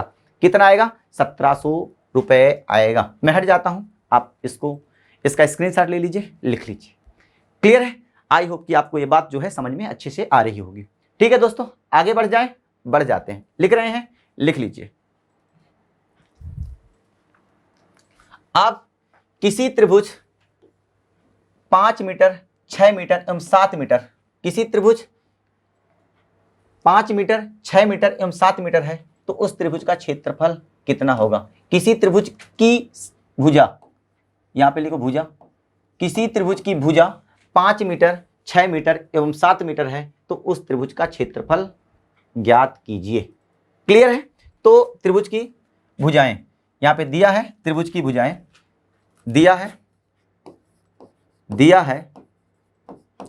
त्रिभुज बनाओ, ए, बी और सी। एक कितनी है? 5 मीटर, 6 मीटर और 7 मीटर। 5 मीटर, 6 मीटर और 7 मीटर दिया है। तो क्या क्या दिया है? दिया है त्रिभुज, दिया है त्रिभुज की भुजाएं, त्रिभुज ए बी सी की भुजाएं 5 मीटर, 6 मीटर, 6 मीटर एवं 7 मीटर है। क्लियर है? ये बात आपको समझ में आएगी। अतः त्रिभुज की भुजाएं, या तो आप इसको मिटाना है तो थोड़ा सा और अच्छा कर दीजिए। त्रिभुज की भुजाएं, त्रिभुज की भुजाएं a equal to 5 metre, b equal to 6 metre, c equal to 7 metre है। क्लियर है दोस्तों? ये आपको क्या करना है, त्रिभुज की भुजाएं a equal to 5 metre, b equal to 6 metre और सी इक्वल टू 7 मीटर है। ये आपको क्या करना है, लिख देना है। अब आपको हीरोन फार्मूला लगाना है। हीरोन फार्मूला, त्रिभुज का क्षेत्रफल, फार्मूला लगाइए। त्रिभुज का क्षेत्रफल क्या होता है आपको लगाना है, तो अंडर रूट एस माइनस ए, एस माइनस बी और एस माइनस सी। ये क्या होता है, त्रिभुज के क्षेत्रफल का क्या होता है, फार्मूला होता है। यहां पे जगह नहीं, मैं ऊपर लिख देता हूं। इस बात को मैं यहां पे लिखता हूं, जहां S equal to A plus B plus C by 2 है। क्लियर है? तो एस इक्वल टू क्या आ जाएगा, ए कितना है, आप कहोगे ए सर 6 मीटर है, 5 मीटर है, सॉरी माफ करना, 5 मीटर प्लस बी कितना है 6 मीटर प्लस सी कितना है, आपका जवाब होगा सर 7 मीटर और बटे 2 करोगे।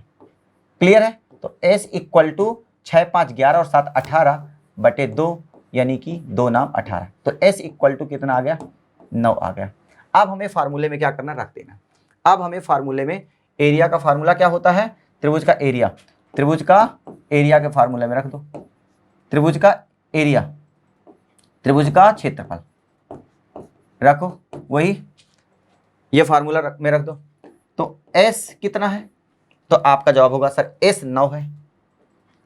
फिर S माइनस ए यानी कि 9 माइनस ए की ए कितना है 5 है, S माइनस बी S 9, यहां पे जगह नहीं है, थोड़ा सा इसको आप इसको आप इधर समझो, त्रिभुज का क्षेत्रफल, त्रिभुज का क्षेत्रफल ये आ गया एस कितना है 9 आया, 9 लिखो। फिर एस माइनस ए, 9 माइनस ए की वैल्यू कितनी है 5 है। फिर एस माइनस बी, एस 9 है और बी की वैल्यू कितनी है, तो आप कहोगे सर बी की वैल्यू है वो 6 है, 9 माइनस 6।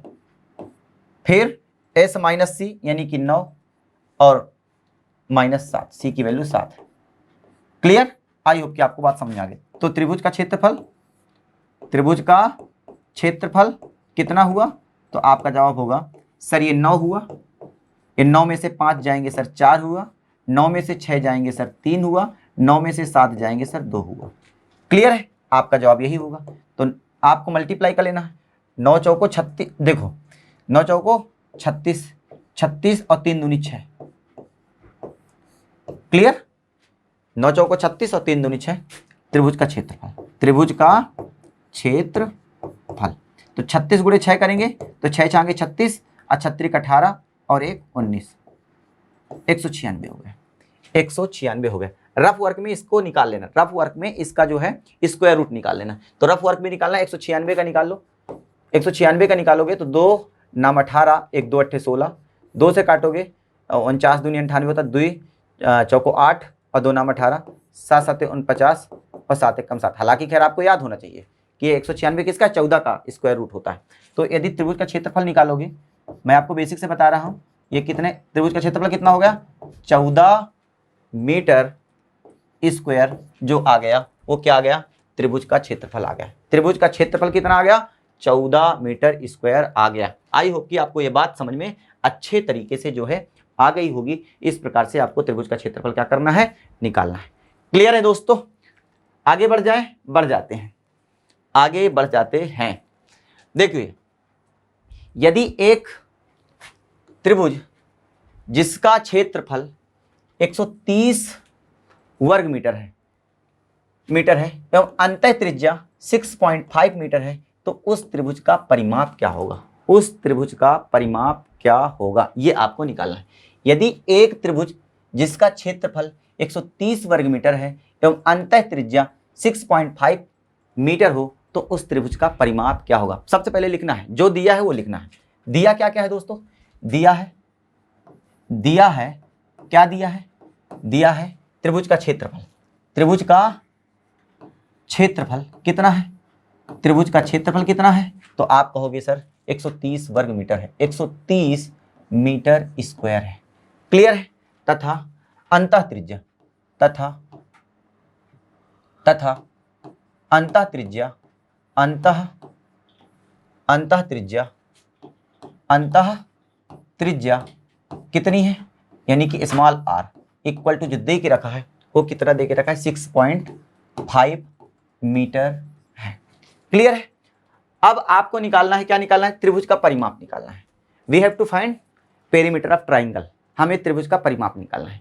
तो त्रिभुज का परिमाप निकालना है तो कैसे निकालेंगे, एक फार्मूला होता है इन रेडियस का, अंतः त्रिज्या का जो फार्मूला होता है, अंतः त्रिज्या यानी आर इक्वल टू क्षेत्रफल, त्रिभुज का क्षेत्रफल, त्रिभुज का क्षेत्रफल और अपान में अर्ध परिमाप, त्रिभुज का अर्ध परिमाप, त्रिभुज का अर्ध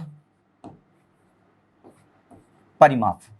ये क्या होता है, ये अंतः त्रिज्या का फार्मूला होता है। त्रिभुज की अंतः त्रिज्या, त्रिभुज का अंतः त्रिज्या, त्रिभुज की अंतः त्रिज्या, यहाँ पे त्रिज्या लिखो, त्रिभुज का अंतः त्रिज्या यानी आर बराबर त्रिभुज का क्षेत्रफल अपान में त्रिभुज का अर्ध परिमाप। तो आर इक्वल टू, मैं क्या लिख सकता हूं, त्रिभुज का क्षेत्रफल को मैं ए से रिप्रेजेंट करता हूं और अर्ध परिमाप को आपको पता है एस से रिप्रेजेंट करते हैं।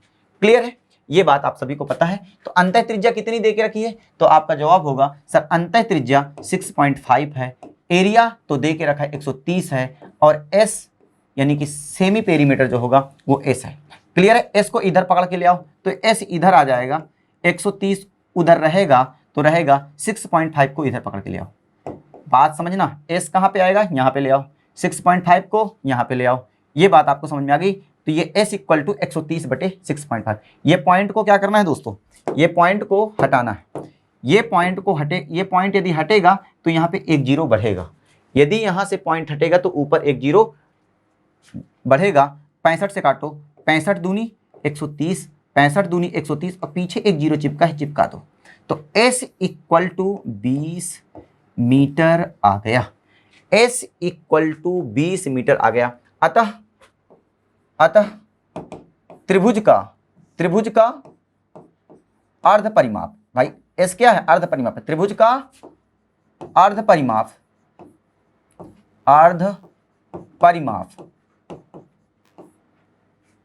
S इक्वल टू कितना है?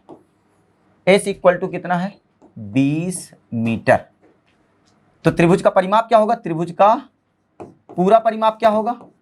तो आप कहोगे कि sir S equal to 20 metre है, आधा है तो 2S, तो पूरा परिमाप 2S, तो 2 और S की वैल्यू कितनी है? 20, तो कितनी हो जाएगी? 20 दूनी 40 मीटर, या M भी लिख सकते हैं। क्लियर है? ये क्या हुआ? त्रिभुज का पूरा परिमाप आ गया। क्लियर है? आई होप कि आपको ये बात बड़े अच्छे तरीके से जो है समझ में आ गई होगी। तो अतः त्रिभुज का अर्ध परिमाप कितना है? 40 मीटर है। ठीक है दोस्तों, आगे बढ़ जाते हैं। एक समबाहु त्रिभुज की एक भुजा की लंबाई 4 मीटर है, उस त्रिभुज का परिमाप ज्ञात कीजिए। एक समबाहु त्रिभुज है, समबाहु त्रिभुज है, सभी भुजाएं आपस में क्या है? बराबर है। सभी भुजाएं आपस में बराबर है। तो आपको एक समबाहु त्रिभुज की एक भुजा की लंबाई 4 मीटर है, मतलब 4 मीटर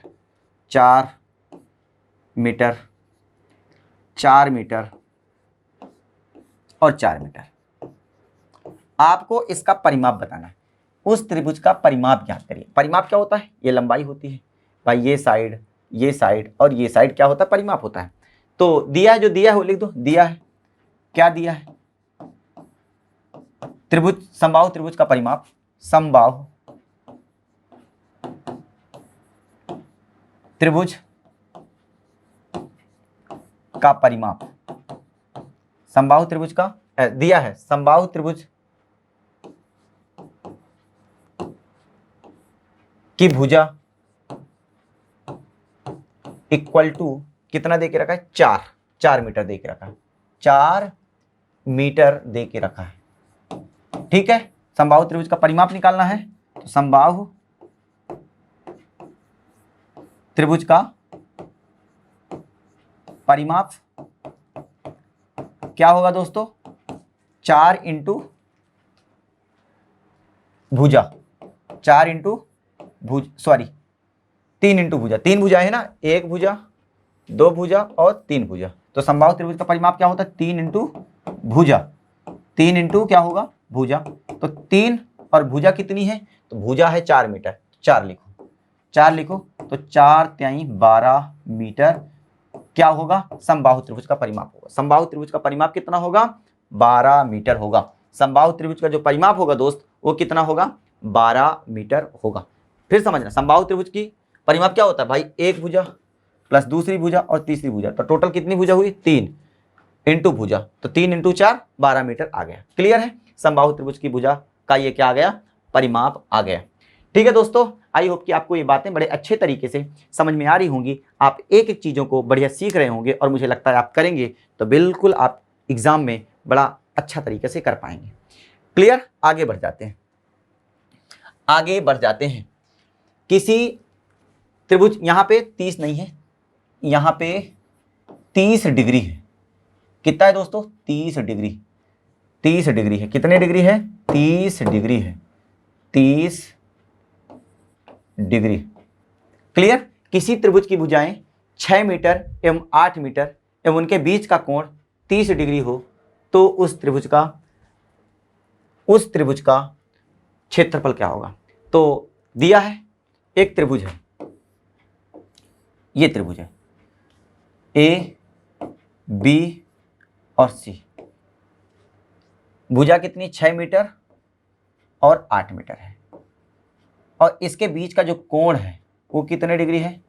30 डिग्री है। इसके बीच का जो कोण है वो कितने डिग्री है? 30 डिग्री है। तो आपको बताना है उस त्रिभुज का क्षेत्रफल बताना। इस पूरे त्रिभुज का क्या बताना है आपको? क्षेत्रफल बताना है। क्लियर? तो पहले जो चीजें गिवन है वो लिखो। दिया क्या है? दिया है त्रिभुज की भुजाएं 6 मीटर एवं 8 मीटर है। त्रिभुज की भुजाएं 6 मीटर एवं 8 मीटर है तथा भुजाओं के बीच का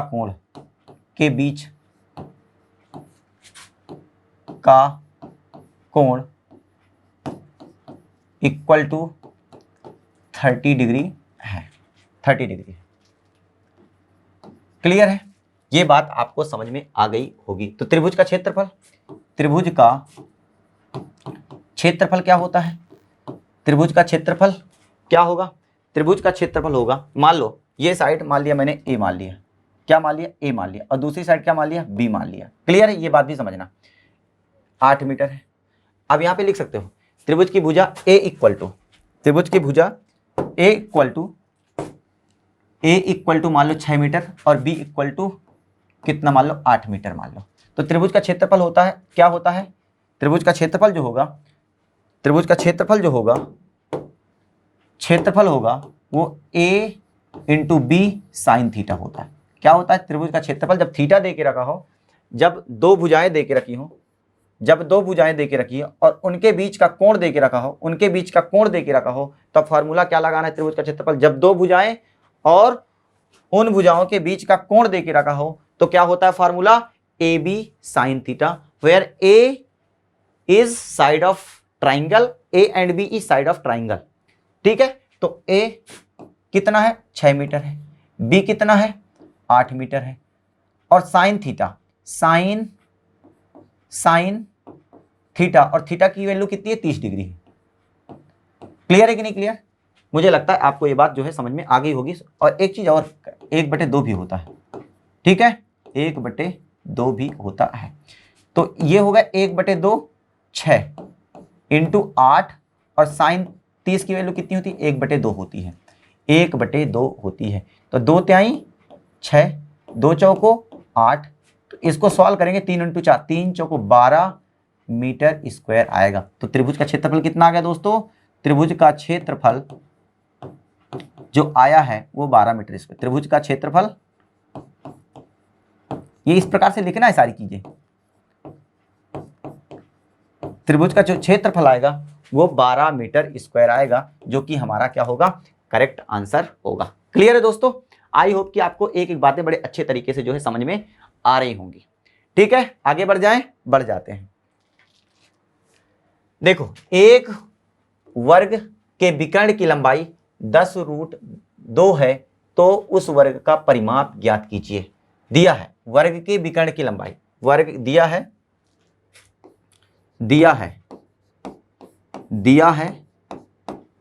वर्ग के विकर्ण की लंबाई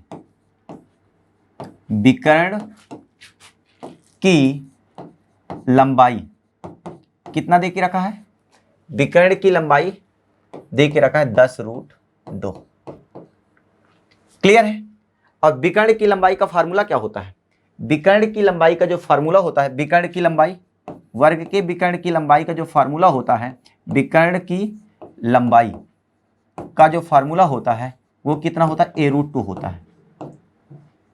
a√2 होता है। विकर्ण की लंबाई, वर्ग के विकर्ण की लंबाई का जो फार्मूला होता है वो क्या होता है? वर्ग के विकर्ण की लंबाई का जो फार्मूला होता है a√2 होता है। तो बताइए, लंबाई का फार्मूला a√2 हो गया, और लंबाई एक्चुअल में है कितनी?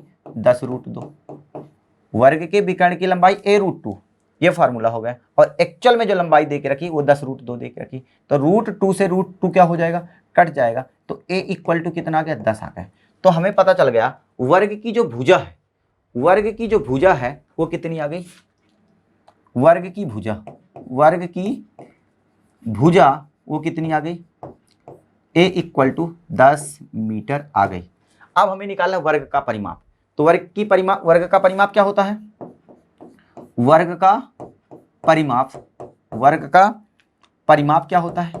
तो आप कहोगे कि वर्ग का परिमाप होता है सर 4 इंटू भुजा, 4 इंटू भुजा, यही होता है। तो 4 और भुजा की लंबाई कितनी आ गई? 10, तो इक्वल टू कितना आ गया? 40 मीटर आ गया। 40 मीटर वर्ग का क्या आ गया? परिमाप हो गया। आई होप कि आपको ये बात जो है समझ में आ गई होगी। ठीक है दोस्तों, ठीक है, आगे बढ़ जाएं। समझ में चीजें आ रही हैं ना? यदि आपको समझ में आ रही हैं तो आप मुझे कमेंट में बताओगे कि आपको ये चीजें कैसी लगी। वीडियो को लाइक भी करना है, कमेंट भी करना है, और आपको बताना है कि आपके लिए यूजफुल है या नहीं है, आप इनसे कुछ सीखे या नहीं सीखे।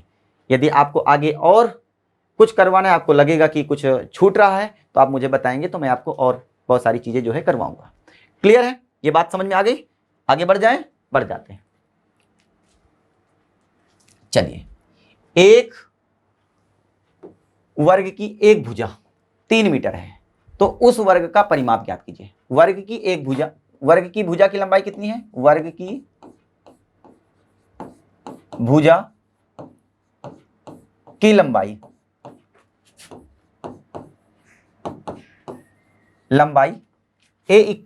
ए इक्वल टू कितनी देख रखिए? 3 मीटर, 3 मीटर। तो वर्ग का परिमाप, वर्ग का परिमाप क्या होता है? वर्ग का परिमाप होता है 4 इंटू भुजा, 4 इंटू भुजा, यही तो वर्ग का परिमाप होता है। तो 4 और भुजा की लंबाई कितनी है? 3, तो 4 3 12 मीटर आ गया। क्लियर है? वर्ग का परिमाप है, लिख दो यहाँ पे वर्ग का परिमाप, वर्ग का परिमाप। क्लियर है दोस्तों? बात समझ आ रही कि नहीं आ रही? बताते जाना। वर्ग का परिमाप जो आया वो कितना आया? 12 मीटर आ गया है। आई होप कि आपको ये बात बड़े अच्छे तरीके से क्या हो गई होगी? समझ में आ गई होगी। ठीक है, आसान आसान से क्वेश्चन है, आपको आ जाएंगे। दो सकेंद्री, सकेंद्री वृत्त किसको बोलते हैं? दो वृत्त जिनके सेंटर यानी केंद्र क्या होते हैं? एक ही होते हैं, उनको हम बोलते हैं क्या? सकेंद्री वृत्त। सकेंद्री वृत्त किसको बोलते हैं? दो वृत्त जिनके केंद्र क्या होते हैं? एक ही होते हैं, सेंटर एक ही होते हैं, उसको बोलते हैं सकेंद्री वृत्त। थोड़ा सा डायग्राम से समझते हैं चीजों को, पहले सकेंद्री वृत्त को समझते हैं। ये मान लीजिए एक, यहां पे मैं बनाता हूं, ये एक वृत्त बनाया, ठीक है? एक वृत्त मैंने क्या बनाया? ये बनाया, एक वृत्त मैंने ये बनाया, और दूसरा वृत्त मैंने ये बनाया, और दोनों वृत्तों के जो सेंटर है वो एक ही है, ये है। तो ये जो दोनों वृत्त हुए, ये कैसे वृत्त हुए? सकेंद्री वृत्त हुए। क्या हुए? सकेंद्री वृत्त हुए। ये जो दोनों वृत्त हुए वो कैसे हुए दोस्तों? सकेंद्री वृत्त हुए। अब आगे क्वेश्चंस को पढ़ते हैं। दो सकेंद्री वृत्तों के बीच का क्षेत्रफल, दो सकेंद्री वृत्तों के बीच का क्षेत्रफल, दो सकेंद्री वृत्तों के बीच का क्षेत्रफल, दो सकेंद्री वृत्तों के बीच का क्षेत्रफल कौन हुआ? ये हुआ, ये वाला। दो सकेंद्री वृत्तों के बीच का क्षेत्रफल ये हुआ। क्लियर है कि नहीं क्लियर? क्लियर है। ये बात ये दे के रखा है, दो सकेंद्री वृत्तों के बीच का क्षेत्रफल छोटे वृत्त के क्षेत्रफल का 8 गुना है। दो सकेंद्री वृत्तों के बीच का क्षेत्रफल जो होगा वो छोटे वृत्त के क्षेत्रफल का कितना गुना है? 8 गुना है। तो बड़े वृत्त की त्रिज्या और छोटे वृत्तों की त्रिज्या का कितना गुना है? बड़े वृत्त की त्रिज्या छोटे वृत्त की त्रिज्या का कितना गुना है? दो सकेंद्री वृत्तों के बीच का क्षेत्रफल मान लेते हैं।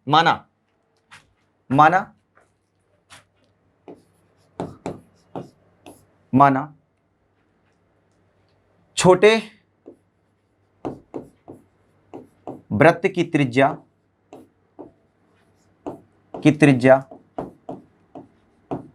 R1, चाहिए इसको इस प्रकार से लिख दो, माना छोटे तथा बड़े वृत्त की त्रिज्याएं क्रमशः R1 तथा R2 है। क्लियर है कि नहीं क्लियर? माना छोटे तथा बड़े वृत्त की त्रिज्याएं क्रमशः R1 तथा R2 हैं। यह बात आपको समझ में आ गई। अब दो सकेंद्री वृत्तों के बीच का क्षेत्रफल छोटे वृत्त के क्षेत्रफल का 8 गुना है। दो सकेंद्री वृत्तों के दो सकेंद्रीय वृत्तों के बीच का क्षेत्रफल प्रश्नानुसार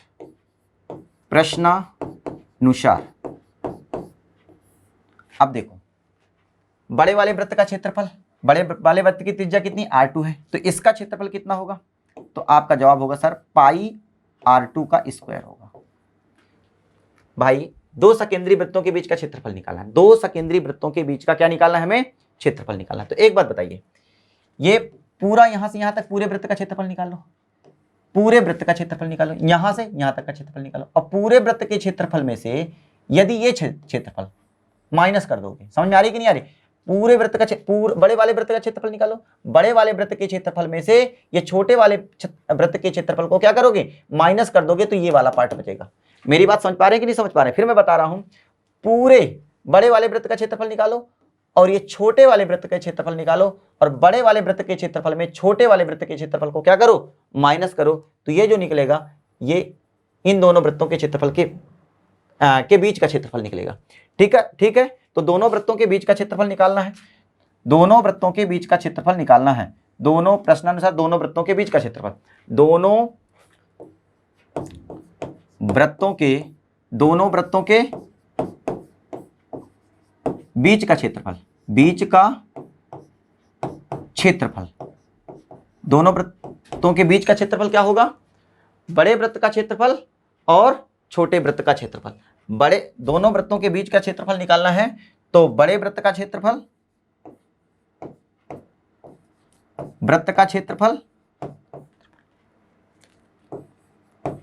माइनस छोटे वृत्त का क्षेत्रफल,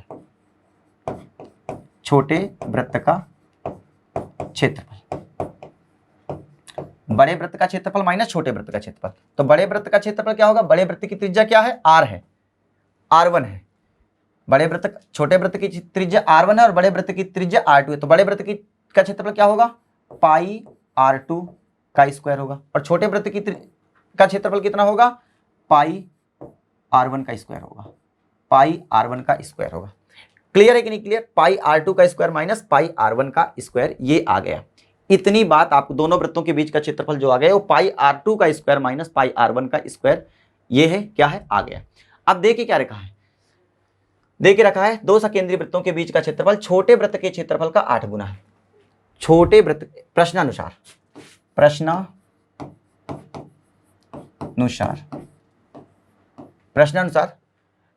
छोटे वृत्त का क्षेत्रफल का 8 गुना है। दो वृत्तों के बीच का क्षेत्रफल छोटे वृत्त के क्षेत्रफल का 8 गुना है। दो वृत्तों के बीच का क्षेत्रफल यहां पे लिखता हूं, दो वृत्तों के बीच का क्षेत्रफल, यहां पे जगह थोड़ा सा दिक्कत आ रही है, मैं मिटा देता हूं, इसको मिटा देता हूं। दो वृत्तों के बीच का क्षेत्रफल, दो वृत्तों प्रश्नानुसार दो वृत्तों का क्षेत्रफल, दो वृत्तों के बीच का क्षेत्रफल, दो वृत्तों के बीच का क्षेत्रफल, यहां पे लिखा दो सकेंद्रीय वृत्तों के बीच का क्षेत्रफल छोटे वृत्त के क्षेत्रफल का 8 गुना, छोटे वृत्त का क्षेत्रफल का कितने गुना, 8 गुना, मतलब 8 का क्या करना पड़ेगा, मल्टीप्लाई करवाना पड़ेगा। तो दो वृत्तों के बीच का क्षेत्रफल कितना है, ये निकल आया, पाई r2 का स्क्वायर माइनस पाई r1 का स्क्वायर इक्वल टू 8, और छोटे वृत्त का क्षेत्रफल कितना है, छोटे वृत्त का जो क्षेत्रफल होगा वो कितना होगा, पाई r1 स्क्वायर होगा, पाई r1 का स्क्वायर होगा। ठीक है, तो पाई r2 का स्क्वायर माइनस पाई r1 का square equal to 8 pi r1 का स्क्वायर। क्लियर है कि नहीं क्लियर, क्लियर है। तो पाई r2 यहां पे लिखा है तो लिखा रहने दो, इक्वल टू 8 पाई r2 का स्क्वायर, 8 पाई ये r1 है, पाई r2 के स्क्वायर इधर रहने दो, यहां पे 8 पाई r1 का स्क्वायर लिखा है, पाई r1 का स्क्वायर उधर भेज दो, तो प्लस का पाई r1 का स्क्वायर हो गया। क्लियर है, तो पाई r2 का स्क्वायर 8 पाई r1 का स्क्वायर प्लस पाई r1 का स्क्वायर 9 पाई r1 का स्क्वायर 9 पाई r1 का स्क्वायर। तो पाई से पाई तो दोस्तों क्या हो जाएगा, कट जाएगा। जगह यहां पे नहीं है, मैं यहां पे खिसका देता हूं, समझना। पाई यहां पे r1 को काट दिया, पाई r2 का स्क्वायर, पाई r2 का स्क्वायर, पाई से पाई क्या हो गया, कट गया। यहां पे क्या बचा, 9r1 का स्क्वायर इक्वल टू r2 का स्क्वायर। ठीक है, तो r1 यहां पे है तो रहा आएगा, r1 का स्क्वायर यहां पे है तो रहा आएगा, अपॉन में r2 का स्क्वायर हो जाएगा इक्वल टू 9 अपॉन में 1। तो r1 अपॉन में जो r2 का स्क्वायर किस में बदलता है, स्क्वायर रूट में बदलता है। 9 अपॉन में 1 का क्या हो जाएगा, स्क्वायर रूट। तो r1 अपॉन में r2 कितना आएगा, 9 को तोड़ेंगे खोलेंगे तो 3 आएगा, अपॉन में 1 आएगा। तो r1 रेशियो जो r2 आएगा वो कितना आएगा, 3:1 आएगा। क्लियर है दोस्तों? आई होप कि आपको ये बात बड़े अच्छे तरीके से समझ में आई होगी। तो आज के लिए इतना ही काफ़ी है। Bye bye, take care, thank you, धन्यवाद।